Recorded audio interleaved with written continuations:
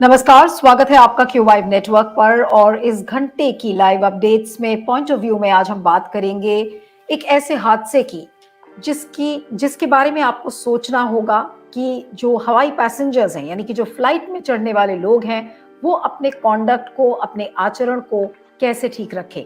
यहाँ पर मैं बात कर रही हूँ 26 नवंबर को, जब न्यूयॉर्क से भारत एक एयर इंडिया की फ्लाइट आ रही थी, तो उसमें एक ऐसा शर्मनाक हादसा सामने आया जिसमें कि 70 साल की एक महिला के ऊपर एक 50 साल के व्यक्ति ने यूरिनेट कर दिया था। और ये मामला शायद किसी को नहीं पता चलता, लेकिन वो 70 साल की महिला जो बुजुर्ग थी, उसने जाकर ये मामला रिपोर्ट किया। उसने एक चिट्ठी लिखी एयर इंडिया को और तब ये मामला सामने आया। उसने पुलिस में कंप्लेंट किया और उसके बाद इस पर काफी हंगामा मचा। आप ये सोचिए कि जो लोग फ्लाइट में चलते हैं, ठीक है, आप शराब पीजिए, आप मदिरा सेवन करिए, लेकिन इस हद तक आप अगर पिए कि आपको ये भी नहीं पता चलता और आप किसी के ऊपर जाके यूरिनेट कर देते हैं, तो फिर इससे शर्मनाक बात और क्या होगी। और उससे भी ज्यादा जो बड़े सवाल खड़े करता है कि उस फ्लाइट में जो कैबिन क्रूज थे, उसके पायलट्स थे, उसके जो बाकी स्टाफर्स थे, आखिर वो क्या कर रहे थे। आज इसको लेकर भी सवाल खड़े किए गए हैं। ये जो व्यक्ति है, 50 साल का आदमी जिसकी मैं बात कर रही हूँ, उसका नाम है शंकर मिश्रा। और ये कोई अनपढ़, अनभिज्ञ, गंवार, कोई इस टाइप का आदमी नहीं है।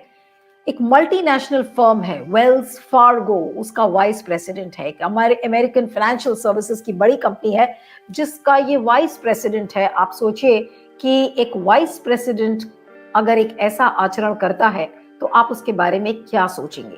तो अभी जो ये खबरें आ रही हैं, जो अभी तुरंत ताजा खबरें जब मैं आपसे बात कर रही हूं, तो ये पता चल रहा है कि जो वेल्स फार्गो ये कंपनी थी, इसने शंकर मिश्रा को टर्मिनेट कर दिया है, यानी कि नौकरी से इसको अलविदा कहने के लिए बोल दिया है कि अब आप वेल्स फार्गो का हिस्सा नहीं है। और यहाँ पर मैं पढ़ना चाहती हूँ कि उन्होंने अपनी चिट्ठी में क्या लिखा है। एग्जैक्टली उन्होंने ये लिखा है कि जिस तरीके का आचरण है इस एम्प्लॉय का, और वो बहुत ही शर्मनाक है। और उन्होंने ये लिखा है कि वो कोई भी एम्प्लॉय इसका अगर वेल्स फार्गो का हिस्सा है तो उससे ये एक्सपेक्ट किया जाता है कि वो अपने आचरण को सही रखे, कंपनी को डिग्निफाइड, कंपनी की जो इमेज है वो डिग्निफाइड रखे।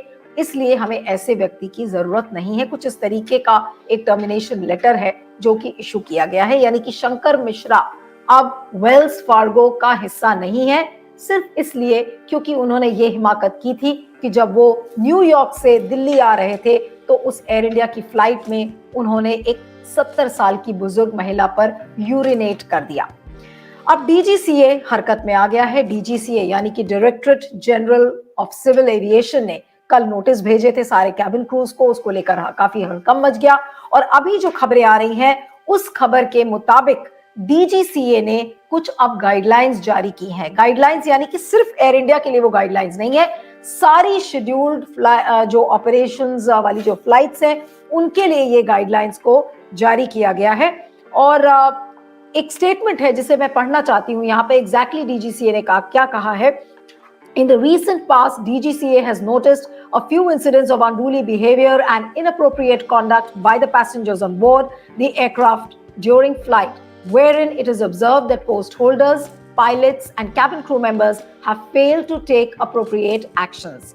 यानी कि जो ये एविएशन रेगुलेटरी अथॉरिटी है, इसने पायलट्स को, कैबिन क्रू को और बाकी जो पोस्ट होल्डर्स हैं उनको जिम्मेदार ठहराया है। अब अगर आप इन गाइडलाइंस की बात करें तो गाइडलाइंस में साथ में ये भी लिखा गया है इन गाइडलाइंस में कि जो इस तरीके की हरकतें सामने आई हैं जहां पर पैसेंजर्स यूरिनेट कर देते हैं, यानी कि बिल्कुल असभ्य हो जाते हैं, तो उनको अगर हैंडल नहीं किया जाता है तो एयर ट्रैवल का जो सेगमेंट है उसकी छवि दागदार होती है।